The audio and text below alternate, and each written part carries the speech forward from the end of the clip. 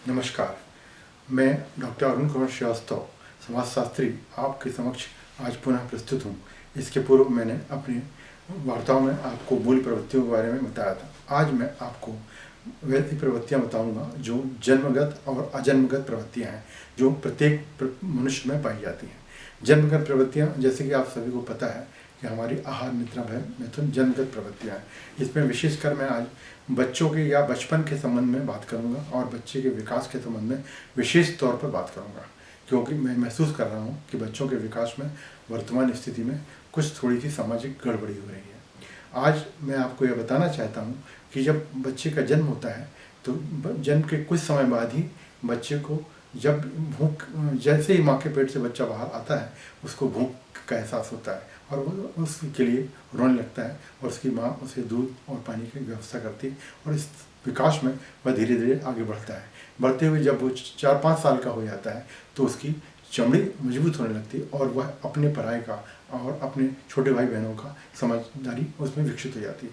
इस संबंध में अनेक वैज्ञानिकों और मनोवैज्ञानिकों के अलग अलग विचार हैं, किंतु मुझे जिन विचारों ने आकर्षित किया है वे श्री श्री अनंतमूर्ति जी के, जो कि आनंद मार्ग के संस्थापक और मेरे आध्यात्मिक गुरु हैं। उन्होंने अपने प्रवचन में बताया है कि यदि बच्चे के विकास में हम ध्यान दें तो हम उनकी जो जन्मगत प्रवृत्तियाँ हैं उसके साथ ही साथ वैसी प्रवृत्तियाँ भी होती हैं बच्चे में जो जन्म के बाद की होती हैं, जो संसार में आने के बाद उसको मिलती हैं, जो कह सकते हैं पारिवारिक परिवेश में या वातावरण में पनपती हैं। तो हम यहाँ पे आज जन्मगत और पारिवारिक परिवेश की जो वृत्तियाँ उन पर चर्चा करेंगे। जैसा कि हम सब जानते हैं कि जैसे ही बच्चा 4-5 साल का हो जाता है उसकी चमड़ी मजबूत हो जाती है और उसमें अपने पन का या दूसरे का बोझ होने लगता है। इस स्थिति में बच्चे में यह भावना आती है कि हमारा भाई कौन है, हमारे माँ बाप कैसे हैं और कौन किस तरह से वो उनको रखते हैं। इस विकास क्रम में जब वह 5 वर्ष का हो जाता है तब उसमें काफ़ी अच्छा बोध आ जाता है और उसकी शारीरिक क्षमता का विकास काफ़ी हो जाता है। इस समय माता पिता का कर्तव्य है कि बच्चे को एक दिशा दें, खासकर उन्हें शारीरिक स्वास्थ्य के लिए उनके दौड़ धूप की जो प्रक्रिया है उसको आगे बढ़ाएं। उनको आज जो भारत सरकार की शिक्षा नीति है वो काफ़ी हद तक सही आई है, जो अभी 2020 में आई है। उसमें यह 5 साल की स्थिति में बच्चों को नर्सरी कक्षा में प्रवेश देने की बात कही गई है। यह बड़ी उत्तम विधि है, क्योंकि बच्चा एक्चुअली 5 साल में ही पूरा मजबूत होता है, जबकि वह शारीरिक शिक्षा भी ले सकता है। आज बच्चों में शारीरिक शिक्षा की बहुत ज़्यादा आवश्यकता है। हम देख रहे हैं कि बच्चों को जो पढ़ाई का प्रेशर है उससे बच्चों के जो उनका शारीरिक विकास है वो प्रभावित हो रहा है। मेरा इसमें स्पष्ट मत है कि हम बच्चों के शारीरिक विकास की ओर विशेष ध्यान दें। यदि शारीरिक विकास उनका अच्छा होगा तो निश्चित रूप से वो आगे बढ़ सकेंगे और मानसिक विकास और शारीरिक विकास का संयोजन और समन्वय हो सकेगा। इस संबंध में श्री श्री अनंतमूर्ति जी का यह भी कथन है कि यदि हम बच्चे का जब विकास 5 वर्ष का हो जाता है और 5 से 12 वर्ष के बीच में उस पर उचित निगाह और निगरानी रखें और उसके शारीरिक विकास के साथ धीरे धीरे मानसिक विकास की ओर भी ध्यान दें तो उत्तम रहेगा। इसके साथ ही उनका यह कथन है कि जब बच्चा 12-13 वर्ष का हो जाता है, खासकर विशेषकर भारत जैसे गर्म देश में, उस समय बच्चों में कुछ हार्मोनल चेंज होते हैं और वो हार्मोनल चेंज विशेष प्रभावकारी होते हैं। लड़कियों में दोनों में हार्मोनल चेंज पाए जाते हैं। उस स्थिति में माँ बाप का बहुत बड़ा कर्तव्य हो जाता है कि वे बच्चों के भविष्य के ध्यान में रखते उनके साथ मित्रवत व्यवहार प्रारंभ करें।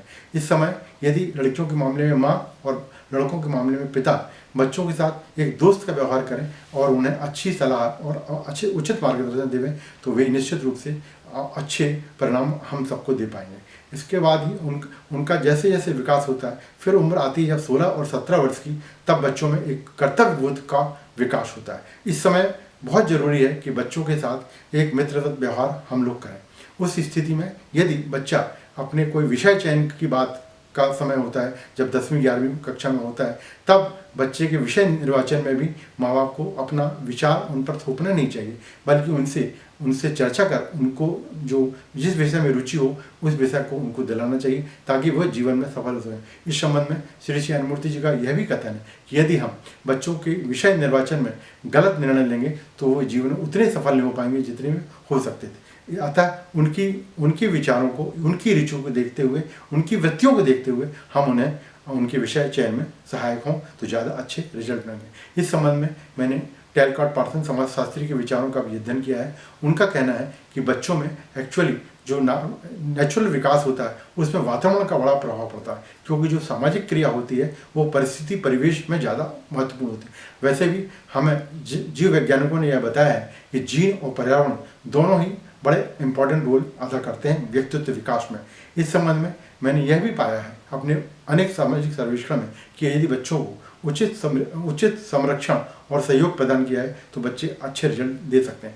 आज सुबह की बात है कि मेरे एक मित्र मुझे काफ़ी दिनों बाद मिले। उन्होंने बताया कि जो मेरे पिताजी थे वो लाहौर हाई कोर्ट में जज हुआ करते थे। उस समय वो जो निर्णय लेते थे वो न्याय के तराजू पर बड़े उत्तम निर्णय होते थे और वह छाप उनके व्यक्तित्व में आज तक है।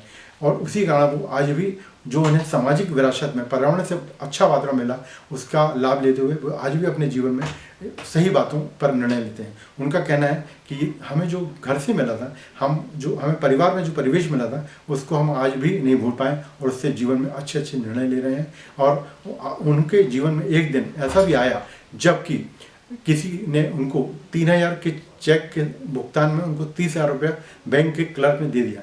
तो उन्होंने जब गिने तो देखा कि 30,000 रुपये है, तो उन्होंने कहा ये वापस ले लीजिए क्योंकि मैंने सिर्फ 3,000 का चेक दिया है। उस स्थिति में उनको क्लर्क ने कहा कि नहीं मैंने तो कोई गलती नहीं की। उन्होंने कहा नहीं भाई मैंने गिन के देखा ये 30,000।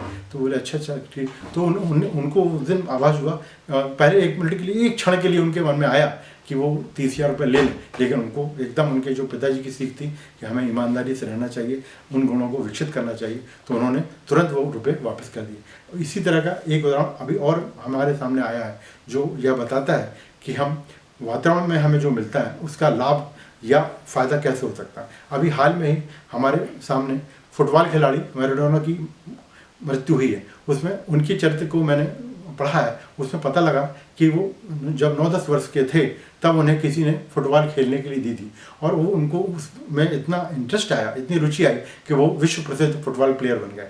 इस तरह यह पता लगता है कि सांस्कृतिक या सामाजिक विरासत या जो अपने बच्चे को हम विरासत देते हैं, जो जिसको बोल सकते हैं अपन परिवेश जो देते हैं, उसका भी बहुत बच्चे के व्यक्तित्व पर असर पड़ता है।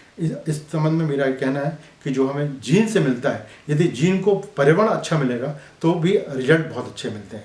तो हमारा को आज विशेष स्थिति ऐसी बनी है कि जबकि सामाजिक परिवेश हमारा बड़ा प्रभावित हो रहा है, सामाजिक परिवेश में एनॉमिक स्थिति है, सामाजिक परिवेश में समाज शास्त्री की हैसियत से मैं कहूँगा कि नियमहीनता की स्थिति है। इस नियमहीनता की स्थिति को उबारने के लिए हम सबको यह ध्यान देना होगा कि हम बच्चों में ऐसी शिक्षा लें जिसमें उनकी शारीरिक स्वास्थ्य का विकास हो सके। यदि हम शारीरिक स्वास्थ्य का विकास उत्तम उनका करना चाहते हैं तो इस हेतु हमें उन्हें योग शिक्षा, नैतिक शिक्षा और नैतिक मूल्यों से अवगत कराना होगा। इस संबंध में जरूरी है कि माँ बाप उन्हें प्रतिदिन कम से कम 1 घंटा रोज दें और यदि वो 1 घंटा रोज उनको देते हैं तो उनसे ऐसे मूल्यों की बात करें जो उनके जीवन में उन्हें उपयोगी रहेंगे, विशेषकर ईमानदारी की, सच्चरित्रता की, नम्रता की, भगवान के प्रति सद्भाव की और जो अपने कुछ सामाजिक व्यवहार हैं जो कि समाज में बड़े उपयोगी होते हैं उनके बारे में चर्चा करें, क्योंकि वो सब बातें उन्हें स्कूल एजुकेशन से या अन्य जगह नहीं मिलती। उसमें माँ बाप का रोल बड़ा महत्वपूर्ण होता है। यदि हम आज की डेट में